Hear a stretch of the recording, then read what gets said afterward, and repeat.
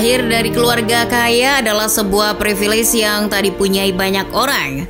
Di dunia sepak bola, kita juga lebih sering mendengar kisah inspiratif dari pemain yang sukses memutus garis kemiskinan di keluarga mereka. Namun tidak demikian dengan Wout Weghorst. Striker timnas Belanda itu memiliki hak istimewa sejak kecil. Lahir dari keluarga kaya raya seharusnya membuat Weghorst tidak mengkhawatirkan masa depannya. Akan tetapi, ia justru menolak kemapanan yang ditawarkan keluarganya. Wout Francois Maria Weghorst yang lahir pada 7 Agustus 1992 adalah anak ketiga dari 4 bersaudara. Ia adalah anak dari Astrid Weghorst dan Franz Weghorst, generasi kedua yang memegang perusahaan Avia. Perusahaan bahan bakar minyak dan gas itulah yang menjadi bisnis keluarga Weghorst. Didirikan sang kakek pada 1931, Avia pada awalnya menjual batu bara dan gambut. Mereka kemudian beralih ke bahan bakar minyak dan gas setelah Perang Dunia Kedua. Kini, Avia tercatat memiliki sekitar 3.500 SPBU yang tersebar di 15 negara Eropa, termasuk Belanda. Sementara di Belanda sendiri, Avia memiliki 365 jaringan SPBU. Hal itulah yang menjadikan keluarga Weghorst sebagai salah satu keluarga terkaya di kota Borne, Belanda. Bahkan bisa dibilang kalau merekalah yang mengubah kota tersebut yang dulunya hanya daerah pertanian dan peternakan menjadi salah satu kota perindustrian yang maju.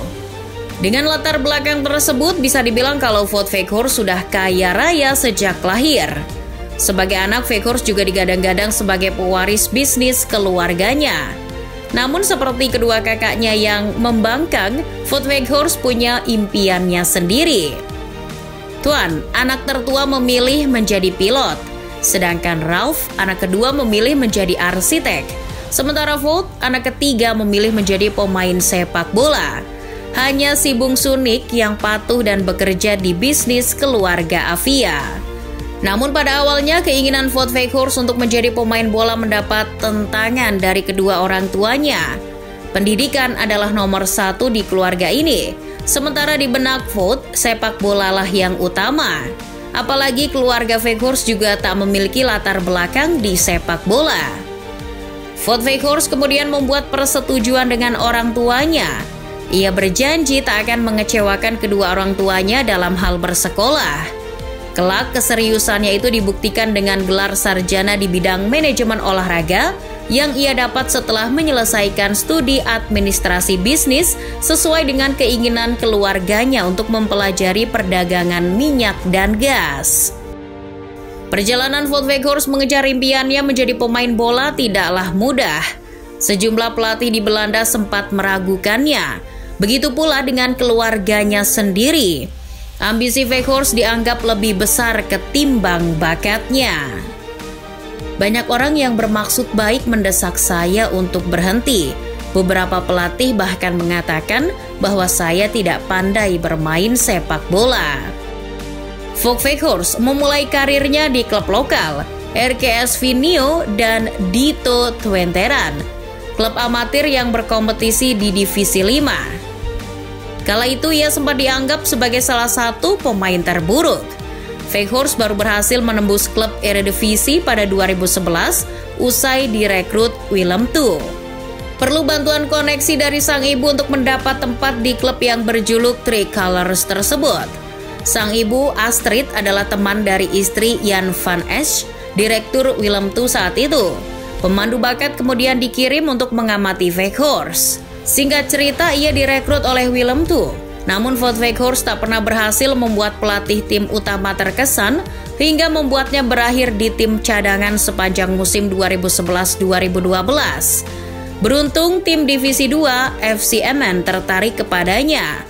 Weghorst yang sangat tidak menyukai kekalahan langsung menerima tawaran tersebut. Saya sangat fanatik. Saya tidak dapat memahami bagaimana beberapa orang tidak melakukan segalanya untuk meraih kemenangan. Sejak saat itu, Wout Weghorst sukses mencapai mimpinya sekaligus memenuhi janjinya kepada keluarganya. Karir sepak bolanya terus meroket. Dari FC Emmen, Weghorst kemudian melanglang buana ke Heracles Almelo dan menjadi bintang di AZ Alkmaar. Setelah itu Wout Weghorst hijrah ke VfL Wolfsburg di musim panas 2018.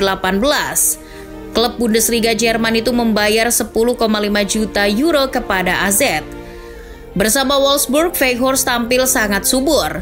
Dengan rekor 70 gol, ia menjadi pencetak gol terbanyak ke-8 dalam sejarah Wolfsburg. Setelah 3,5 tahun, Weghorst hijrah ke Premier League usai menerima pinangan Burnley seharga 17,5 juta euro. Saat Burnley terdegradasi ke Championship di akhir musim, Weghorst menandatangani kontrak peminjaman semusim di klub Liga Turki, Besiktas. Bersama Besiktas, Weghorst menemukan kembali ketajamannya yang sempat hilang bersama Burnley. Penampilan apiknya selama paruh musim 2022-2023 berbuah pemanggilan ke timnas Belanda di Piala Dunia Qatar 2022. Usai mencetak 2 gol di perempat final Piala Dunia 2022, Wout Weghorst kembali membuat keputusan besar dalam kehidupannya. Di bursa transfer Januari, ia menerima pinangan Erik ten Hag yang membutuhkan striker baru pasca kepergian Cristiano Ronaldo. Usai MU membayar kompensasi sebesar 2,5 juta pound sterling kepada Besiktas dan membayar biaya peminjaman 2,6 juta pound sterling kepada Burnley, Wout Weghorst secara resmi berseragam setan merah pada 13 Januari lalu dan mendapat kontrak hingga akhir musim 2022-2023. Keputusan tersebut sebetulnya membuat striker jangkung bertinggi 1,97 m itu kembali meninggalkan zona nyamannya. Pasca kegagalannya di Burnley, Weghorst tengah mapan di Besiktas dengan torehan 9 gol dan 4 assist dalam 18 pertandingan. Maka tidak berlebihan jika menyebut kalau Wout Weghorst tengah menantang diri di Old Trafford. Kini 13 laga sudah dijalani Weghorst bersama setan merah. Jadi ini adalah waktu yang tepat untuk memberi penilaian. Dinilai dari produktivitasnya, Wout Weghorst bisa dianggap tidak memenuhi ekspektasi. Striker timnas Belanda itu baru mencetak 1 gol dan 3 assist. 1 golnya itu pun ketika menghadapi Nottingham Forest di semifinal leg 1 Carabao Cup. Namun, tugas yang diemban Weghorst di lini depan MU bukan sekedar sebagai striker. Di bawah asuhan Erik ten Hag, Weghorst tak sekedar menjadi striker tunggal dalam formasi 4-2-3-1. Di atas kertas, ia adalah striker, tetapi belakangan ini, Weghorst juga kerap bermain sebagai pemain nomor 10 dan seorang pemantul. Seperti di leg 1 playoff Liga Eropa kontra Barcelona, Weghorst ditempatkan sebagai nomor 10, berdiri di belakang Marcus Rashford. Ketika dikonfirmasi, Erik ten Hag menjelaskan kalau keputusannya tersebut adalah demi memberi variasi yang lebih banyak di lini depan dan membuat Sancho dan Bruno yang bermain sebagai sayap dapat lebih mudah masuk ke kotak penalti. Peran yang sama kembali ia mainkan di pekan ke-24 Liga Inggris kontra Leicester City. Di laga ini Weghorst memang tak mencatat gol maupun assist, tetapi keberadaannya sukses menarik defender lawan sehingga memudahkan Rashford maupun Sancho untuk melakukan penetrasi. Tugas semacam ini tidaklah mudah. Untuk melakukannya, Weghorst telah meninggalkan kemapanannya sebagai seorang target man murni di Besiktas. Tak hanya pemain nomor 10, Weghorst juga diplot sebagai pemantul di lini depan MU. Ketimbang gol, torehan assist Wout Weghorst lebih banyak dan salah satu assist paling krusial terjadi di final Carabao Cup kontra Newcastle United. Weghorst mengirim kembali umpan Marcus Rashford yang berbuah gol kedua setan merah. Perannya tersebut tak hanya membuat MU memenangkan trofi Carabao Cup, tetapi juga membuat dirinya memenangkan trofi pertamanya di level klub. Peran yang lebih krusial diperlihatkan Wout Weghorst di laga kontra West Ham United di babak kelima FA Cup. Asisnya kepada Fred membuat MU menang 3-1. Atas performanya tersebut, Erik ten Hag memuji Wout Weghorst sebagai salah satu pemain terbaik di timnya. Saya pikir dia adalah salah satu pemain terbaik di lapangan. Dia memahami penempatan posisi saat menguasai bola, dan dia melakukan pekerjaan yang sangat baik untuk tim. Wout Weghorst memiliki atribut bertahan di atas rata-rata.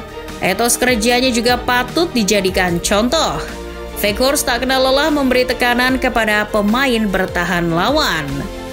Gol ketiga MU ke gawang West Ham di menit 90+5 juga berasal dari pressingnya yang membuat Nayef Aguerd melakukan error. Sebelumnya, penempatan posisi Weghorst juga membuat Aguerd melakukan gol bunuh diri di gol pertama MU. Sementara gol kedua MU yang dicetak Garnacho berawal dari sepakan Weghorst yang diblok Aguerd. Secara skill, Wout Weghorst tidaklah spesial. Bahkan oleh para pengkritiknya ia dilabeli dinosaurus. Namun ambisi, passion, dan dedikasinya sungguh luar biasa. Ia juga selalu bermain dengan hati dan bermain demi kepentingan tim. Inilah yang membuat Erik ten Hag mendatangkannya ke Old Trafford. Kini setelah 13 pertandingan dijalani, muncul sebuah pertanyaan. Pantaskah Wout Weghorst mendapat kontrak permanen? Seperti yang kita tahu, Setan Merah juga tengah menjajaki opsi menggait striker baru di bursa transfer musim panas nanti. Sementara itu, Wout Weghorst hanya dikontrak selama 6 bulan saja. Artinya, ia baru dianggap sebatas solusi jangka pendek. Akan tetapi, beberapa pendukung MU telah menginginkan agar bomber jangkung tersebutlah yang mendapat kontrak permanen. Erik ten Hag sendiri telah buka suara. Ia tak ingin buru-buru memutuskan dan memilih menunggu hingga akhir musim. Namun, Ten Hag juga meyakini kalau striker 30 tahun itu akan kembali menemukan ketajamannya dan segera mencetak gol lagi. Jadi, bagaimana pendukung MU? Sudah puas dengan performa Wout Weghorst?